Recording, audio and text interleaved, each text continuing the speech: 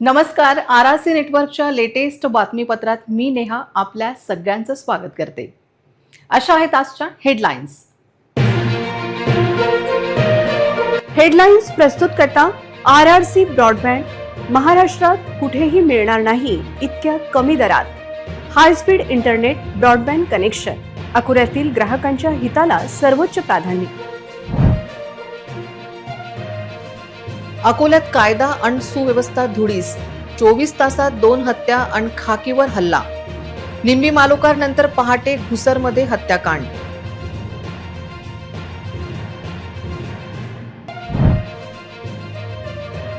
बनावट गुटखा प्रकरणातील मुख्य सूत्रधार गौरव शर्मा 25 दिवसांपासून पसार. अकोला पोलीस गौरव शर्माला फरार घोषित का करत नाही? तेल्हारात 5.25 लाखांचा गुटखा जप्त. अन्न औषध प्रशासनाच्या सहाय्यक आयुक्तांचे सरकार विरोधात विधान. डिमांड आहे तोपर्यंत सप्लाय होतो असं काही लोकांचं म्हणणं असतं. माझं तर असं मत आहे की जनतेने खाणं बंद करावं, हा आपोआपच बंद होऊन जाईल.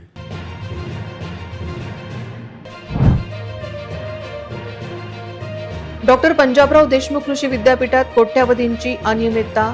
विशेष ऑडिटद्वारे चौकशी करण्याची मागणी जोर धरू लागली.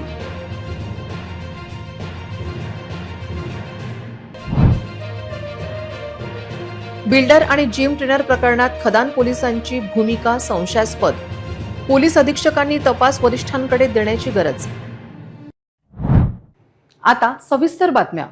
अकोला जिल्ह्यात गुन्हेगारांचे मनोबल कमालीचे वाढले असून कायदा व सुव्यवस्थेची स्थिती पूर्णपणे कोलमडल्याचे गंभीर चित्र निर्माण झाले आहे.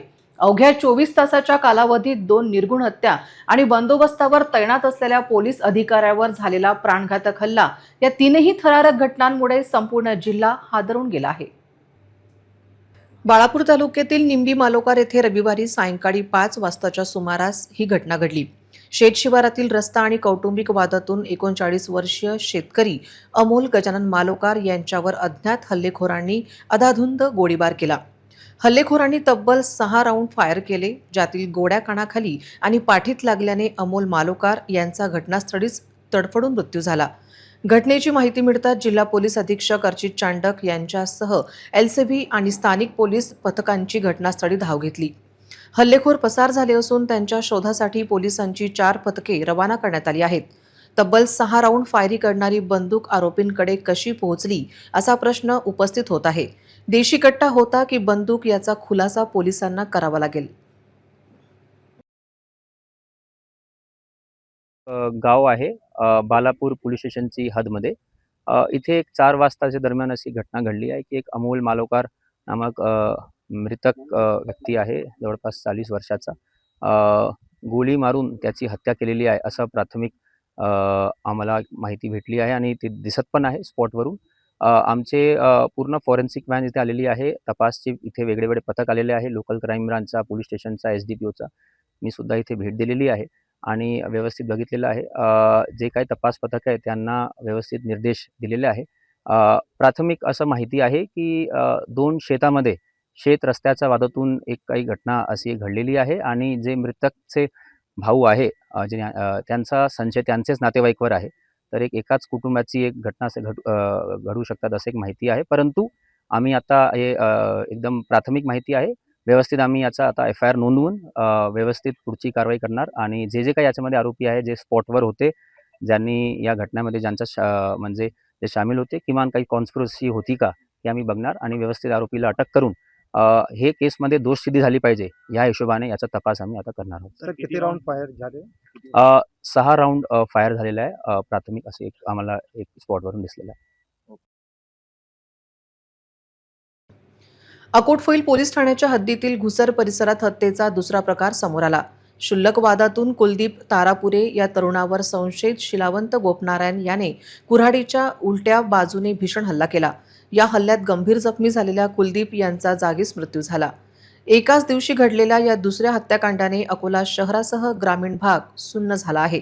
शिलावंत गोपनारायण याला ताब्यात घेतले आहे, पण किराणा उधार दिला नाही म्हणून झालेली ही हत्या कायद्याचा धाक राहिला नसल्याचे घोतक आहे.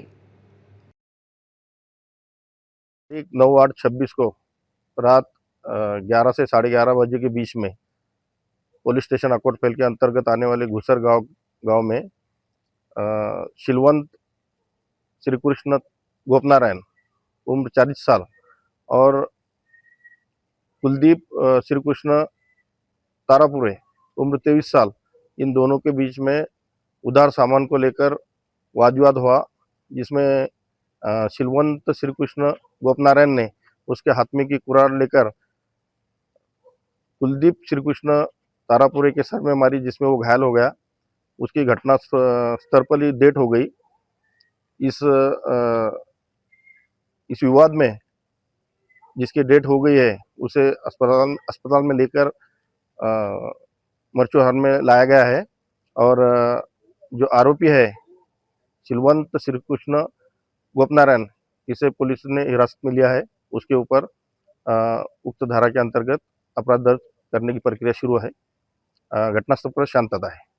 अभी प्राथमिक तपास में तो एक ही आरोपी निष्पन्न हुआ है। आगे की जांच अकोटफैल पुलिस कर रही है।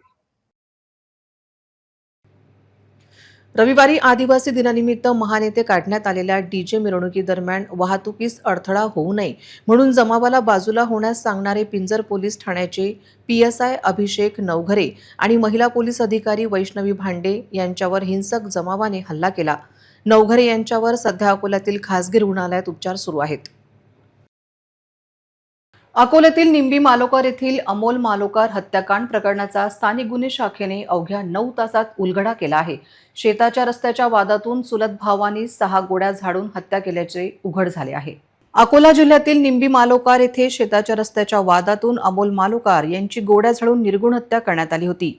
या घटनेनंतर पसार होण्याच्या तयारीत असलेल्या आरोपींचा अकोला LCBच्या पथकाने थरारक पाठलाग केला। छत्रपती संभाजीनगरच्या दिशेने पळणाऱ्या आरोपींना पोलिसांनी देऊळगाव राजा येथे मध्यरात्री बेड्या ठोकल्या।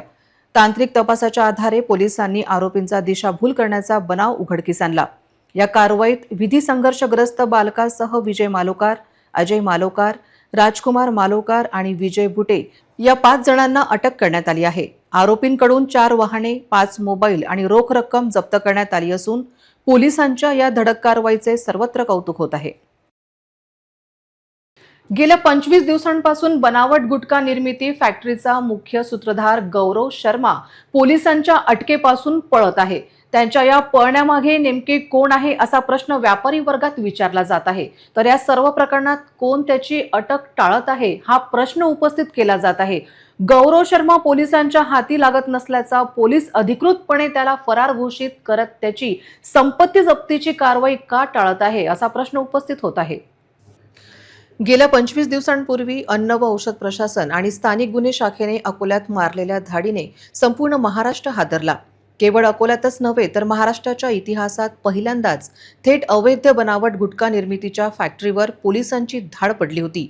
16 जुलैच्या त्या सकाळी FDAने धाड टाकली आणि गौरव शर्मा गायब झाला की त्याला गायब करण्यात आले। आता असा थेट सवाल उपस्थित होत आहे। गुटख्याच्या निर्मितीपासून ते थेट वितरणापर्यंतची A to Z गुपिते केवळ गौरव शर्माच्याच पोटात आहेत। त्यामुळेच तो पोलिसांच्या हाती लागला तर आपली मान अडकेल या भीतीपोटी या प्रकरणातील मुख्य गुंतवणूकदारच त्याच्या अटकेत खोडा घालत आहे का असा प्रश्न विचारला जात आहे। गुटख्यासाठी लागणारा कच्चा माल, धोकादायक केमिकल्स आणि संपूर्ण राज्यातील विक्रीचे नेटवर्क उभारण्यात गौरव शर्माचा थेट हात होता। गौरव शर्मा हा 25 दिवसांपासून पोलिसांच्या हातावर तुरी देत फिरत आहे।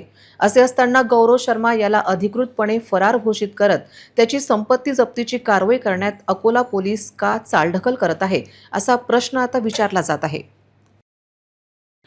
अकोल्यातील तेल्हारा अन्न व औषध प्रशासनाने धडक कारवाई करत 4,84,000 रुपयांचा प्रतिबंधित गुटखा आणि मॅक्सिमो वाहन जप्त केले। एकाला ताब्यात घेतले असले तरी जिल्ह्यात सर्रास गुटखा मिळत असताना सहाय्यक आयुक्त देवानंद वीर यांच्या बेजबाबदार विधानामुळे वादाला तोंड फुटले आहे। अकोला जिल्ह्यातील तेल्हारा शहरात अन्न व औषध प्रशासनाने बेकायदेशीर गुटखा तस्करी विरोधात मोठी कारवाई केली आहे। मध्यरात्री 12 वाजता टाकलेल्या धाडीत तब्बल 4,84,000 रुपये किमतीचा प्रतिबंधित गुटखा आणि वाहतुकीसाठी वापरण्यात आलेले मॅक्सिमो वाहन जप्त करण्यात आले.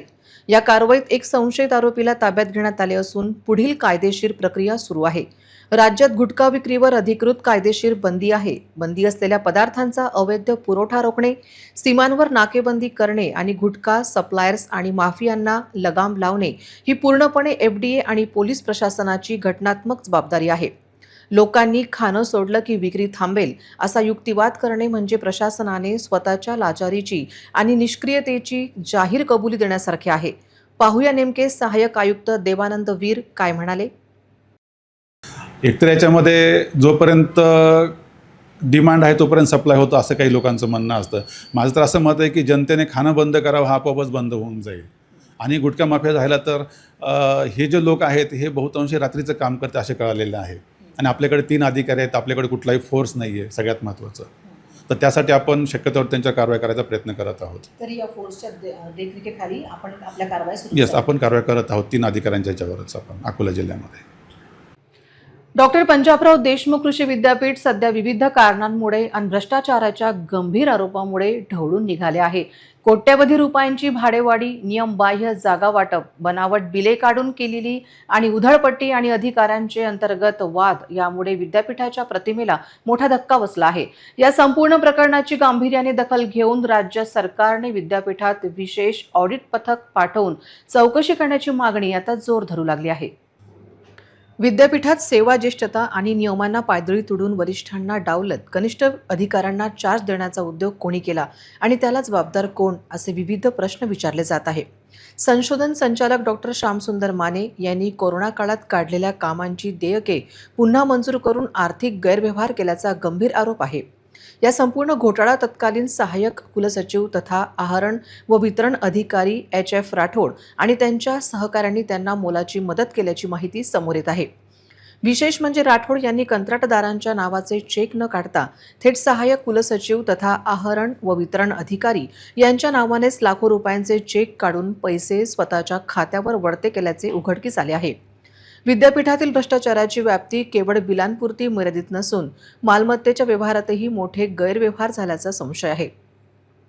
नागपूर येथील बोटॅनिकल गार्डनच्या कोट्यवधी रुपयांच्या भाडेमाफीचा ठराव कोणी आणि कोणाच्या फायद्यासाठी घेतला याची चौकशी होण्याची गरज आहे. अमरावती येथील विद्यापीठाच्या कोट्यवधीची जमीन कृषी विभागाला खैरातीसारखी वाटप करण्यामागे कोण असा प्रश्न अनुत्तरित आहे. विद्यापीठाच्या सोयाबीन संशोधनच्या जागेवर कोणाचा डोळा आहे याचाही शोध लावण्याची गरज आहे. PKVचं जे प्रकरण आहे त्याच्यामध्ये आम्हाला अर्ज प्राप्त झाला होता की तिथल्या काही फाईल्स जमा आहेत, काही अपहार झालेला आहे अशा पद्धतीचा. तर पोलीस स्टेशन MIDCला त्या अर्जाची चौकशी सुरू आहे. त्याच्यामध्ये आम्ही जे PKVला अंतर्गत त्यांची चौकशी झाली होती त्याची ओरिजिनल कागदपत्र, त्यानंतर काही बिलं जे आहेत त्याच्यात अपहार झाला होता तर त्याच्या काही कॉपीज आम्ही मागितलेल्या आहेत. त्या शनिवारपर्यंत आम्हाला प्राप्त नव्हत्या. तर आज सोमवार आहे, आज अपेक्षित आहे की त्या प्राप्त झाल्यानंतर त्याच्यामध्ये जी निश्चितता आहे काही संबंधित कोणत्या व्यक्तीमुळे ते अपहार झालेला आहे किंवा कोणत्या व्यक्तीमुळे त्या फाईल गहाळ झालेल्या आहेत तर ते अकाउंटेबिलिटी फिक्स झाल्यानंतर त्याच्यामध्ये पुढची कारवाई करण्यात येईल. अकोल्यात एका प्रसिद्ध बिल्डर आणि त्याच्या फिमेल पर्सनल जिम ट्रेनरच्या नात्यावरून मोठा वाद पेटला आहे. ट्रेनिंगच्या नावाखाली भलताच प्रकार सुरू असल्याची चर्चा बाजारपेठेत आहे. पण या सर्व प्रकरणात आम्ही वारंवार खदान पोलिसांसोबत संपर्क केला पण त्यांनी या सर्व प्रकरणात चुप्पी साधली आहे. तक्रारीची चौकशी कुठवर आली आणि कोणावर कारवाई केली याची माहिती खदान पोलीस देणे टाळत आहे. अकोला शहरात सध्या एका प्रायव्हेट जिमवरून जोरदार चर्चा रंगली आहे. एका नामांकित बिल्डरने नियुक्त केलेल्या फिमेल जिम ट्रेनरवर आणि या संपूर्ण प्रकारावर गंभीर संशय व्यक्त केला जात आहे. इतर सर्टिफाईड ट्रेनर्सच्या तुलनेत या ट्रेनरला 300% जास्त फी दिली जात असल्याचा दावा RRCला प्राप्त पत्रात करण्यात आला आहे. नगण्य अनुभव असतानाही या ट्रेनरवर एवढी मेहरबानी का?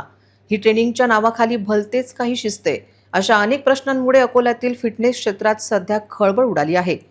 RRCला प्राप्त पत्रात अनेक गोष्टींचा खुलासा करण्यात आला आहे. तर दुसरीकडे या सर्व प्रकरणात खदान पोलीस मूग गिळून बसली आहे.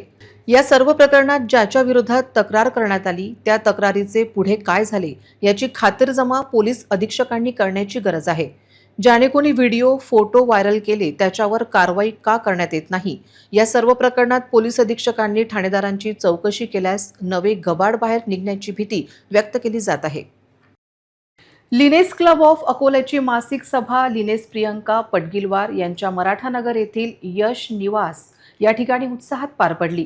क्लबच्या माजी अध्यक्षांचा यथोचित सन्मान करणे हा या विशेष बैठकीचा मुख्य उद्देश होता.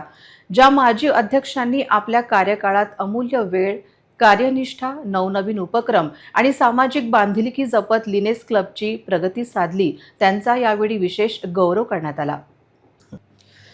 या सभेच्या आयोजनाची जबाबदारी lioness Priyanka Patgilwar, lioness Preeti Kamavijdar, lioness Veena Vora, lioness Mona Parekh व लिनेस मौसमी ठाकूर यांनी उत्कृष्टपणे सांभाळली. कार्यक्रमाची सुरुवात स्वागत, प्रार्थना आणि राष्ट्रगीताने झाली. लिनेस गीता रुपालिया यांनी आपल्या मधुर आवाजात प्रार्थना व राष्ट्रगीत सादर केले. क्लबच्या अध्यक्षा लिनेस राजश्री समनपुरे यांच्या अध्यक्षीय भाषणानंतर लिनेस क्लबच्या सचिव लिनेस वनिता बिजवे यांनी अहवाल सादर केला. रिमझिम पावसांच्या सरींनी सृष्टी हिरवीगार झाली आहे आणि आज तुम्ही सर्व आमच्या सत्कार मूर्ती आहात. या भावनेतून क्लब अध्यक्षा राजश्री समनपुरे यांच्या हस्ते सर्व सन्माननीय माजी अध्यक्षांना शाल, पुष्पगुच्छ आणि रोपटे देऊन सन्मानित करण्यात आले. सभेत PDP lioness Harvinder Kaur Sethi, PDP lioness Ushaji Baheti, PDP lioness Ashaji Virwani, PDP lioness Sunandaji Gupta, PDP lioness Swatiji Jhunjhunwala, district president lioness Kalpanaji Deshmukh, पूर्व अध्यक्षा lioness Indraniji Deshmukh, lioness Ushaji Bhadu, lioness Archanaji Paturkar, lioness Chanda didi Jaiswal, lioness Priyankaji Patgilwar, lioness Ratnamalaji Ruikar, lioness Indu Tiwariji, lioness Shobhaji Rathi, lioness Rajeshreeji Deshmukh, lioness Anitaji Upadhyay, lioness Dinaji Shah, lioness Manjushatai Deshmukh, Lioness Mamata ji Surya, Lioness सुलेखाजी Gupta आणि लिनेस अनिशाजी वखारिया यांचा क्रमानुसार सत्कार करून आभार व्यक्त करण्यात आले.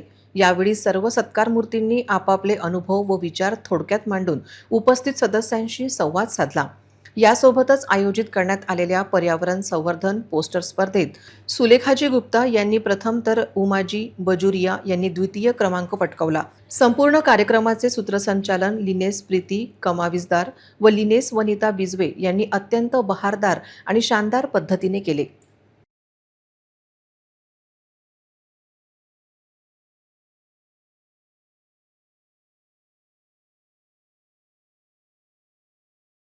माँ गायत्री प्राथमिक शाळा व स्वर्गीय प्रकाश देशमुख विद्यालय, प्रजापिता ब्रह्मकुमारी ईश्वरीय विश्वविद्यालय तर्फे नशामुक्ती अभियानाचे आयोजन करण्यात आले. या प्रसंगी विद्यार्थ्यांनी व्यसनमुक्तीची प्रतिज्ञा घेऊन प्रबोधनात्मक मार्गदर्शन ऐकले.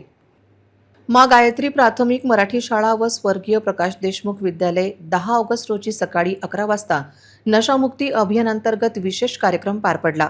या कार्यक्रमाच्या अध्यक्षस्थानी अर्चना दीदी लाभल्या होत्या, तर प्रमुख अतिथी म्हणून सुनीता शर्मा, डॉक्टर संजीवनी जवादे आणि सिद्धेश्वर देशमुख उपस्थित होते. यावेळी अर्चना दीदी व सिद्धेश्वर देशमुख यांनी विद्यार्थ्यांना नशामुक्तीचे महत्त्व पटवून देत व्यसनाधीनतेपासून दूर राहण्याचे मोलाचे मार्गदर्शन केले. त्यानंतर उपस्थितांच्या साक्षीने विद्यार्थ्यांना व्यसनमुक्तीची प्रतिज्ञा देण्यात आली. कार्यक्रमास मुख्याध्यापक संदीप वाघ, सुनील चौहान, शिक्षक रामेश्वर बुंदेले, वर्षा हिवराडे, चंदा रोकडे, मीना काटे, वैशाली इंगडे, कल्पना सोळंके, कीर्ती पोके, आरती देशमुख, पूजा बुंदेले यांच्यासह शिक्षकेतर कर्मचारी चंद्रजीत देशमुख, योगेश लंगोटी व रणजित ठाकूर उपस्थित होते.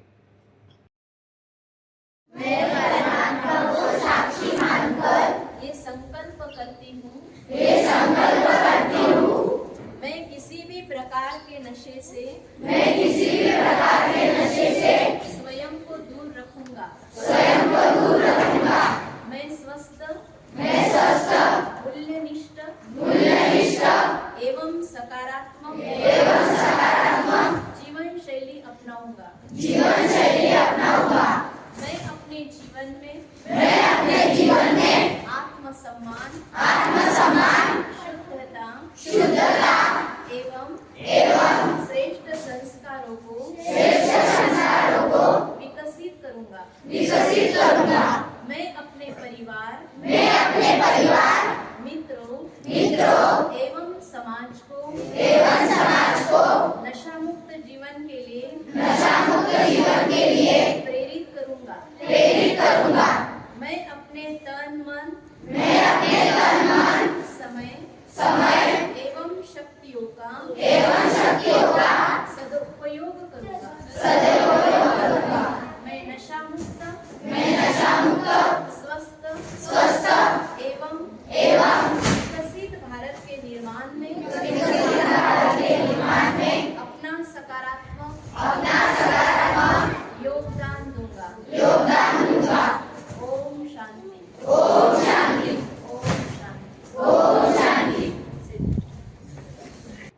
पावसाळ्यामुळे वाहतूक आणि साठवणुकीच्या अडचणी टाळण्यासाठी पुरवठा विभागाने ऑगस्ट महिन्यात लाभार्थ्यांना ऑगस्ट, सप्टेंबर, ऑक्टोबर अशा 3 महिन्यांचे राशन एकाच वेळी देण्याचा निर्णय घेतला आहे.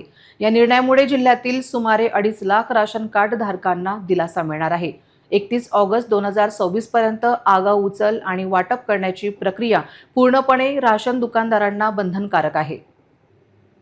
ऑगस्ट महिना सुरू होऊन 10 दिवस झाले आहेत. शहरातील जवळपास सर्वच राशन दुकानांमध्ये 3 महिन्यांचा धान्याचा साठा येऊन पडला आहे. परंतु अद्यापही राशन दुकानदारांनी धान्याचे वाटप सुरू केले नाही. शहरातील जवळपास सर्वच राशन दुकानांसमोर लाभार्थी ग्राहक येऊन दुकान उघडण्याची वाट पाहतात. परंतु दुकान उघडत नसल्याने वाट पाहून कंटाळून निघून जातात. धान्याचे वितरण का केले जात नाही अशी माहिती घेतली असता काही राशन दुकानदारांनी नाव न सांगण्याच्या अटीवरून सांगितले की 3 महिन्याऐवजी केवळ एकाच महिन्याचे वाटप करण्याचे पुरवठा विभागाने सांगितले आहे. परंतु सर्वच पेपर तसेच टीव्ही चॅनलवर 3 महिन्यांचे धान्य एकाच वेळी मिळत असल्याचे जाहीर झाल्याने ग्राहक आमच्याशी वाद घालतील, त्यामुळे आम्ही धान्य वाटप न करण्याचा निर्णय घेतला आहे. जोपर्यंत 3 महिन्याचे धान्य वाटप करण्याचे आदेश येत नाहीत तोपर्यंत आम्ही धान्य वितरित करणार नाही. त्यामुळेच लाभार्थ्यांना धान्य मिळण्यास विलंब होत आहे. हे पाहता पुरवठा विभागाने आपली भूमिका स्पष्ट करावी अशी मागणी लाभार्थी राशन कार्ड धारक नागरिक करीत आहेत. महात्मा फुले नर्सिंग स्कूलमध्ये प्रशासकीय मनमानी आणि संवेदनशीलतेचा अभाव दाखवणारा अत्यंत गंभीर प्रकार समोर आला आहे. नर्सिंग अभ्यासक्रमात शिकणाऱ्या एका गरजू विद्यार्थिनीची फी थकीत असल्याचे क्षुल्लक कारण पुढे करत ऐन परीक्षेच्या दिवशी तिचे हॉल तिकीट रोखण्यात आले. RRC न्यूजने महाविद्यालयात पोहोचून प्रशासनाला जाब विचारताच चक्रे वेगाने फिरली आणि संबंधित विद्यार्थिनीला तातडीने प्रवेशपत्र देण्यात आले. आज सकाळी 10 वाजता संबंधित विद्यार्थिनीची परीक्षा होती. परीक्षा तोंडावर आलेली असतानाही महाविद्यालयाने प्रवेशपत्र देण्यास साफ नकार दिला. या विद्यार्थिनीचे क्षेत्र हरपलेले असून आईची प्रकृती सातत्याने अस्वस्थ असते. घरची अत्यंत बिकट आर्थिक परिस्थिती असतानाही तिने जिद्दीने नर्सिंगचे शिक्षण घेतले. फी भरण्यासाठी तिने प्रशासनाकडे 1 महिन्याची मुदत मागितली होती आणि त्याबाबतचे लेखी आश्वासनही दिले होते. तांत्रिक पडताळणी न करता आणि लेखी अभिवचन दिलेले असतानाही प्रशासनाने विद्यार्थिनीला ऐनवेळी मानसिक त्रासाला ढकलले. सकाळी परीक्षा सुरू होण्याच्या काही वेळ आधी हा प्रकार पत्रकारांच्या निदर्शनास आला. माध्यम प्रतिनिधींनी तत्काळ महाविद्यालयात धाव घेत प्रशासकीय अधिकाऱ्यांना नियमांवरून व नैतिकतेवरून धारेवर धरले. माध्यम प्रतिनिधींचा आक्रमक पवित्रा पाहून अखेर कॉलेज प्रशासनाने नमती भूमिका घेतली आणि संबंधित विद्यार्थिनीच्या हाती हॉल तिकीट सोपवले.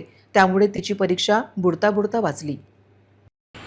मी महात्मा फुले नर्सिंग कॉलेजची स्टुडंट बोलते की माझी स्कॉलरशिप आली तर सरांना बोलले की मला हॉल तिकीट द्या. तर सर बोलले की आधी स्कॉलरशिप जमा कर. तर ते बोलले की हॉल तिकीट देत नाही. 2 दिवसा पहिले आली होती मी. तर माझ्या आईची आजार असल्यामुळे मी ते स्कॉलरशिप भरू शकली नाही. आज सकाळपासून मी कॉलेजला आले तर त्यांना हॉल तिकीट मागितले तर खूप माझ्या मागे दगदग झाले. मी रडले. तेव्हा त्यांनी कुठे दिले ते हॉल तिकीट मला. 4 श्रम संहिता रद्द करा आणि कामगारांना सामाजिक सुरक्षा द्या या मागण्यांसाठी अकोला जिल्हाधिकारी कार्यालयासमोर आशा वर्कर्स आणि गटप्रवर्तन संघटनेच्या वतीने तीव्र निदर्शने व धरणे आंदोलन करण्यात आले. कामगारांच्या विविध प्रलंबित प्रश्नांकडे प्रशासनाचे लक्ष वेधण्यासाठी अकोल्यात कामगार संघटना आक्रमक झाल्या आहेत. 4 श्रम संहिता व त्यांचे नियम त्वरित रद्द करावेत. सर्व कामगारांना संघटना स्थापन करण्याचा अधिकार मिळावा. कामाच्या ठिकाणी सुरक्षितता आणि सामाजिक सुरक्षा द्यावी या मुख्य मागण्यांसाठी हे आंदोलन उभारण्यात आले. सोमवारी झालेल्या या आंदोलनात अकोला वाशिम C2 जिल्हा परिषद महिला परिचर संघटना आणि गटप्रवर्तक संघटनेच्या कार्यकर्त्यांनी मोठ्या संख्येने सहभाग नोंदवला. आंदोलकांनी जोरदार घोषणाबाजी करत परिसर दुमदुमून सोडला. यानंतर जिल्हाधिकाऱ्यांना मागण्यांचे निवेदन सादर करण्यात आले असून मागण्या तत्काळ मान्य न झाल्यास आंदोलन अधिक तीव्र करण्याचा इशारा देण्यात आला आहे. आज CITच्या देशव्यापी संपात अकोला जिल्ह्यातील सर्व योजना कर्मचारी सहभागी झाले आहेत. त्यामध्ये प्रमुख मागणी अशी आहे की सर्व योजना कर्मचाऱ्यांना शासन सेवेत कायम करून घ्यावे आणि त्यांना सर्व शासकीय सेवा जसं PF, ग्रॅज्युएटी, पेन्शन, सामाजिक सुरक्षा इत्यादी लागू करण्यात यावे. शेतकरी शेतमजूर यांचे पीक विमा सरसकट कर्ज सरसकट माफ करावे आणि विद्यार्थ्यांच्या भविष्यासाठी त्यांना सहकार्य करावे. अमरावतीत संयुक्त कामगार संघटना व किसान मोर्चाच्या वतीने विविध मागण्यांसाठी भव्य मोर्चा काढण्यात आला. जिल्हाधिकारी कार्यालयासमोर निदर्शने करत आंदोलकांनी जेल भरो आंदोलन केले. यावेळी पोलिसांनी आंदोलकांना ताब्यात घेतले. अमरावती जिल्हाधिकारी कार्यालयासमोर 10 ऑगस्ट रोजी संयुक्त कामगार संघटना आणि किसान मोर्चाच्या वतीने भव्य जेल भरो आंदोलन करण्यात आले. 2014 पासून सत्तेवर असलेल्या सरकारच्या 12 वर्षाच्या कार्यकाळात कामगार, शेतकरी, शेतमजूर, युवक व महिला विरोधी धोरणे राबवून त्यांना मूलभूत गरजांपासून वंचित ठेवल्याचा आरोप आंदोलकांनी केला. यावेळी कामगार विरोधी 4ही श्रम संहिता रद्द करा, सर्व कामगारांना दरमहा किमान 30,000 रुपये वेतन लागू करा आणि अंगणवाडी, आशा व शालेय पोषण आहार कर्मचाऱ्यांना शासकीय कर्मचाऱ्यांचा दर्जा देऊन सामाजिक सुरक्षा द्या, अशा प्रमुख मागण्या करण्यात आल्या. या आंदोलनात C2 संघटनेच्या नेत्यांसह शेकडो कार्यकर्ते सहभागी झाले होते. अमरावती जिल्ह्यातील परतवाडा येथे रविवारी एसिफ कॉम्प्रेसर सिलेंडर फुटून गंभीर जखमी झालेल्या प्रवीण डवले यांचे आज उपचारादरम्यान निधन झाले. या दुर्दैवी घटनेमुळे परिसरात तीव्र शोककळा पसरली आहे. अमरावती जिल्ह्यातील परतवाडा येथील कैकाडीपुरा भागात रविवारी सायंकाळी एक अत्यंत भीषण दुर्घटना घडली. एसी आणि रेफ्रिजरेटर दुरुस्तीचे काम करत असताना अचानक कॉम्प्रेसर सिलेंडरचा जोरदार स्फोट झाला. या स्फोटात प्रवीण डवले हे गंभीर जखमी झाले होते. स्फोटाची तीव्रता इतकी भयानक होती की त्यांचा एक पाय तुटला आणि चेहरा गंभीररित्या भाजला गेला. घटनेनंतर स्थानिकांनी तातडीने धाव घेत डवले यांना रुग्णालयात दाखल केले होते. पोलीस आणि फॉरेन्सिक पथकाने घटनास्थळी पोहोचून पाहणी केली होती. मात्र रुग्णालयात मृत्यूशी झुंज देणाऱ्या प्रवीण डवले यांची प्राणज्योत सोमवारी उपचारादरम्यान मालवली. या घटनेमुळे संपूर्ण परतवाडा शहरात हळहळ व्यक्त होत आहे. स्वतंत्र विदर्भ राज्याच्या निर्मितीसाठी अमरावती जिल्हाधिकारी कार्यालयासमोर लोकसेवा काँग्रेसच्या वतीने एक दिवसीय अन्नत्याग आंदोलन करण्यात आले.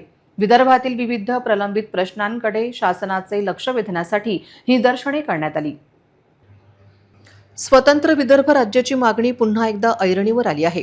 विदर्भातील शेतकरी आत्महत्या, वाढती बेरोजगारी, अपुऱ्या आरोग्य सुविधा आणि कृषी उत्पन्नांना बाजारपेठ न मिळणे यासारख्या गंभीर समस्यांकडे लक्ष वेधण्यासाठी लोकसेवा काँग्रेसने आक्रमक पवित्रा घेतला आहे. याच पार्श्वभूमीवर संघटनेच्या वतीने अमरावती जिल्हाधिकारी कार्यालयासमोर एक दिवसीय अन्नत्याग आंदोलन करण्यात आले. विदर्भ स्वातंत्र्य झाल्यास येथील नैसर्गिक व स्थानिक संसाधनांचा योग्य वापर होऊन रोजगारांच्या नवीन संधी निर्माण होतील असा दावा आंदोलनकर्त्यांनी केला आहे. या संदर्भात मुख्यमंत्री आणि जिल्हाधिकाऱ्यांना मागण्यांचे निवेदन सादर करण्यात आले असून स्वतंत्र विदर्भ राज्याची निर्मिती तातडीने करण्याची मागणी करण्यात आली आहे. जय विदर्भ या ठिकाणी लोकसेवा काँग्रेसच्या वतीने एक दिवसीय अन्नत्याग आंदोलनाचे आयोजन करण्यात आले होते. या ठिकाणी सर्व विदर्भप्रेमी आणि लोकसेवा काँग्रेसचे राष्ट्रीय अध्यक्ष तथा सर्व आदरणीय पदाधिकारीगण शहर ग्रामीणचे सर्व या ठिकाणी उपस्थित झालेले आहे. विदर्भाचा अनुशेष कोट्यावधी हजारो कोट्यावधी रुपये या ठिकाणी शासनाकडे अनुशेष शिल्लक असताना या ठिकाणी अजूनही सन्माननीय मुख्यमंत्र्यांनी आतापर्यंत ही विदर्भाची कुठलीही लक्षवेधी किंवा तारांकित प्रश्न आतापर्यंत या शासनासमोर विधानभवनात मांडलेला नाही. यासाठी आमच्या राष्ट्रीय अध्यक्षांच्या आदेशाने हे अमरावतीचं अन्नत्याग आंदोलन हे आटोपल्यानंतर मोठं दिल्लीला जंतर मंतर या ठिकाणी आंदोलन विदर्भ राज्य वेगळं झालं पाहिजे असा सर्व विदर्भ प्रेमी आणि लोकसेवा काँग्रेसचा अजेंडा आहे. बुलढाणा जिल्ह्यातील मलकापूर ग्रामीण पोलीस हद्दीत अवघ्या 24 तासात दुसरा दरोडा पडल्याने खळबळ उडाली आहे. धानोरा येथे महामार्गालगतचे किराणा दुकान फोडून चोरट्यांनी रोकड पळवली. काटीतील दरोडा हत्येनंतर पुन्हा घडलेल्या या घटनेमुळे नागरिकांमध्ये भीती पसरली आहे. मलकापूर ग्रामीण पोलीस हद्दीतील कायदा आणि सुव्यवस्थेचा प्रश्न ऐरणीवर आला आहे. काटी येथे दरोड्यात एकाचा मृत्यू झाल्याची घटना ताजी असतानाच धानोरा येथे राष्ट्रीय महामार्ग क्रमांक 53 लगत असलेल्या सागर कोल्हे यांच्या किराणा दुकानाला अज्ञात चोरट्यांनी मध्यरात्री लक्ष्य केले.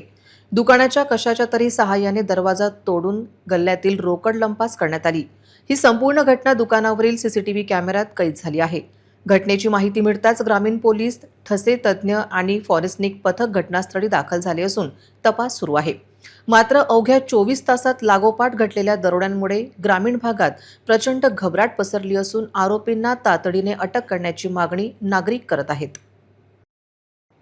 गुरुवारपासून मराठी भाषिकांचा श्रावण महिना सुरू होत आहे, तर आज हिंदी भाषिकांचा दुसरा श्रावण सोमवार होता.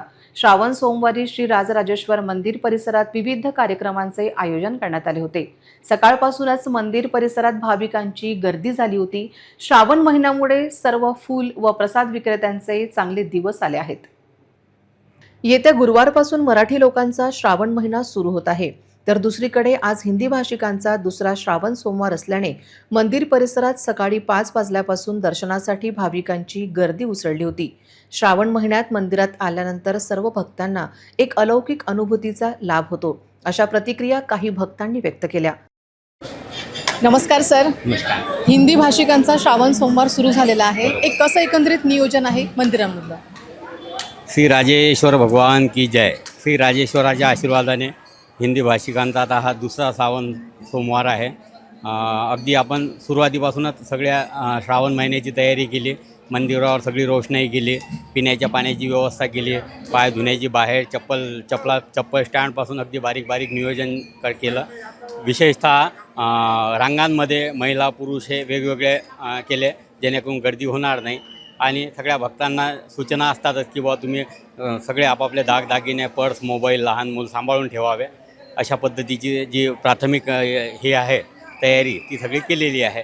आता 13 तारखेपासून म्हणजे आता याच्या पुढचा जो श्रावण सोमवार आहे तो हिंदी आणि मराठी असं दुहेरी राहणार आहे. त्यामुळे याच्यापेक्षा खूप गर्दी वाढणार आहे. तर त्याही पद्धतीने सगळं नियोजन बारीक सारीक तयार करणं सुरू आहे. अच्छा लग रहा है और यहाँ पर जो वातावरण रहता एकदम आध्यात्मिक वातावरण है यहाँ का, और यहाँ आने के बाद एकदम आदमी की मन स्थिति जो है वो बदल जाती है. ऐसा लगता है कि हम खुद भगवान की शरण में यहाँ बैठे हुए हैं. बहुत अच्छा लगता है और सावन महीने की तो रौनक ही अलग है. और यहाँ पे जो आके मन को शांति मिलती है पूजा करने से, ये बोल नहीं सकते, बयान नहीं कर सकते. बहुत मन को शांति मिलती है. स्टार्ट हो गया. श्रावण सोमवार स्टार्ट हो गया है. तो श्रावण में तो वैसे ही 12 महीने में बाबा का रश तो वैसे ही रहता ही है, वैसा ही क्रेज रहता है बाबा का. बाबा में यानी परिणाम ही अलग है बाबा के. तो श्रावण मास या रोज का हम तो डेली वाले हैं, मंदिर में रोज आए सिवाय हमको गमता ही नहीं है. छान, एकदम प्रसन्न वाटतं. आता तर श्रावण सोमवार सुरू झाला तर अजून पण जास्त प्रसन्न वाटतं. गर्दी खूप वाढली आहे मेन म्हणजे ते सध्या. आतापर्यंत म्हणजे हमेशा गर्दी नाही व्हायची, संडेला तर असतेच म्हणा, पण आता श्रावण सोमवारामुळे अजून गर्दी, खूप सारे भक्त, खूप चांगली एनर्जी, पॉझिटिव्ह एनर्जी, खूप छान वाटतं. हिंदी भाषिकांचा श्रावण महिना सुरू असून येत्या गुरुवारपासून मराठी लोकांचा श्रावण महिना सुरू होईल आणि तेव्हा मंदिरात किती मोठा जनसागर उसळतो हे पाहायला मिळेल. कारण आत्तापासूनच शहरातील सर्व शिवभक्त मंडळांकडून कावड आणि पालखीची जोरदार तयारी करण्यात आली आहे. आगामी 4ही श्रावण सोमवारीही संपूर्ण शहर हर हर महादेव आणि बम बम बोलेच्या जयघोषाने दुमदुमून उठेल. RRC न्यूजसाठी आमच्या प्रतिनिधी नेहासह कॅमेरामन पवनचा विशेष रिपोर्ट. फुलांची विक्री चांगली आहे, पण फुलांचे भावही चांगले आहे. आपण 12 महिने चालतो, त्याच्यापेक्षा श्रावण महिना कसा असते योग्य असते आणि 2 पैसे शिल्लकच मिळतात, तर पैशाची आमदानी चालूच राहते. हां, आणि समाधानी बोले बाबाची कृपा आहे. पण तसं हे 1.5 महिना कसं असते एकदम आमच्यासाठी सोन्याहून सुहागा असते. हां, तर याच्यात भरभराटच राहते. सध्या झेंडूचे फुलं स्वस्त आहेत आणि गुलाब महाग आहे. हां, तर उद्याची पूजा आहे तर त्याच्यासाठी गुलाब महाग आहे आणि गुलाब 300-350 रुपये किलो चालला. उद्या कसं आहे, कोणी गुलाबाची फुलं, ते धतुऱ्याचे फुलं आणि सेमी पत्रे वगैरे चढवते, तर ते पार्थिव शिवलिंगची पूजा म्हणतात त्याला, ते आहे उद्या. ताई बघा, मी सगळ्यात पहिली इथं राहायला आली तर माझ्याजवळ काहीच नव्हतं. माझ्यावर सगळी राजेश्वराची कृपा खूप काही. रोडवर मी पोतं टाकून बसायची, आज देवान मग मला या दुकानाची मालकीण बनवलं. खूप काही चांगलं. माझा हाच बिझनेस आहे. मला 2 मुली आहे, 1 मुलगा आहे.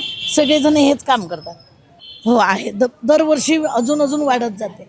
आणि उद्याचा जो प्रोग्राम आहे की नाही मिश्राजीचा, त्याच्याबद्दल तर सांगू शकत नाही आम्ही. एका दिवशी आम्ही भरपूर पैसे कमावतो, खूप सारं आहे. म्हणजे गुलाब, हे धोत्र्याचे फळं, याला कोणी पहिले विचारत नव्हतं. आता आम्ही 10 रुपये 5 रुपये नोट विकतो. कधी कधी कमी असले तर 10 रुपयाचा, नाही तर 5चा. आणि पेढे पण माझे 8 दिवसाला 20 किलो विकते. तर माहिती आहे का, आम्हाला इथं यायची खूप इच्छा होती 4 वर्षापासून. तुरखेडचा आम्ही. हो, तर आम्हाला आमची 4 वर्षापासून खूप इच्छा होती इथं यायची. पण आज योगायोग असा आला की आम्ही 10 जणी आहोत. सर्वांचं म्हणणं असं झालं की आपण श्रावण लागायच्या अगोदर जाऊ. तर आम्हाला माहिती नव्हतं प्रसाद आणलं आहे म्हणून आम्ही डबे आणले बरं. पण हे आमचं भाग्य, शिवजीच्या समोर आम्हाला हा प्रसाद मिळाला. कसा याची चव खूप वेगळीच आहे. देवाचा जणू काही आशीर्वादच आहे त्यात. बापरे, आमच्या मनाला खूप शांतता झाली. आमच्या मुलीची खूप इच्छा होती. आमच्या मुलीची खूपच इच्छा होती. हिने ते पशुपतीचं व्रत केलं ना, तर तिचा आता मागचाच शेवटचा सोमवार झाला. तिचं बाकीची भाग्य की तिला आता शेवटचा सोमवार झाल्याबरोबर यायला भेटलं. हिंदी भाषिकांचा श्रावण सोमवार सुरू झालेला आहे. तसं तर बाबांच्या दरबारात नेहमीच गर्दी असते, पण श्रावण महिना काहीतरी वेगळंच पावित्र्य घेऊन येतो. इथे आल्यावरती ज्या पॉझिटिव्ह वाईब्स येतात, जेही भक्त इथे येऊन पॉझिटिव्ह वाईब्स आपल्यासोबत घेऊन जातात आणि जेही त्यांचे कामं बनतात ना, ते खूपच अप्रतिम असतात. आणि विशेष म्हणजे इथे येणारा प्रत्येक भाविक भक्त हा इथे येऊन समाधान व्यक्त करतो. आज याचाच आढावा आपण घेतलेला आहे. मी नेहा पाटील, कॅमेरा पर्सन पवन इंगडेसोबत RRC न्यूज अकोला. पुन्हा एक नजर टाकूया आजच्या प्रमुख घडामोडींवर. हेडलाईन्स प्रस्तुत करता RRC ब्रॉडबँड. महाराष्ट्रात कुठेही मिळणार नाही इतक्या कमी दरात high speed internet broadband connection. अकोल्यातील ग्राहकांच्या हिताला सर्वोच्च प्राधान्य. अकोल्यात कायदा आणि सुव्यवस्था धुळीस. 24 तासात 2 हत्या आणि खाकीवर हल्ला. निंबी मालोकार नंतर पहाटे घुसरमध्ये हत्याकांड.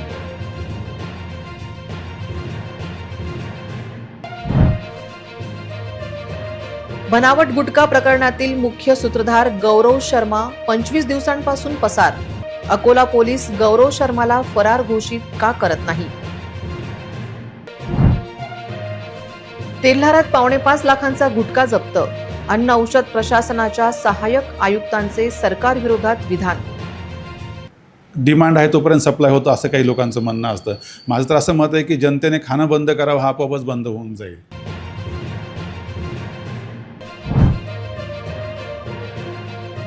डॉक्टर पंजाबराव देशमुख कृषी विद्यापीठात कोट्यावधींची अनियमितता. विशेष ऑडिटद्वारे चौकशी करण्याची मागणी जोर धरू लागली.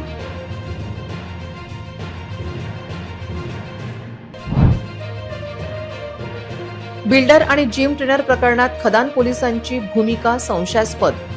पोलीस अधीक्षकांनी तपास वरिष्ठांकडे देण्याची गरज. बातम्यांसाठी तुम्ही पाहत रहा RRC न्यूज. तुमच्या मोबाईलवर नोटिफिकेशन मिळवण्यासाठी सबस्क्राईब करा RRCचे हे यूट्यूब चॅनल. ट्रेंडिंग आणि लेटेस्ट बातम्यांसाठी RRCच्या इंस्टाग्राम पेजला फॉलो करा, लाईक आणि फॉरवर्ड करा RRC न्यूज अकोलाचे हे न्यूज बुलेटिन. पुन्हा भेटूया लेटेस्ट बातम्यांसह नवीन बातमीपत्रात. तोवर नमस्कार.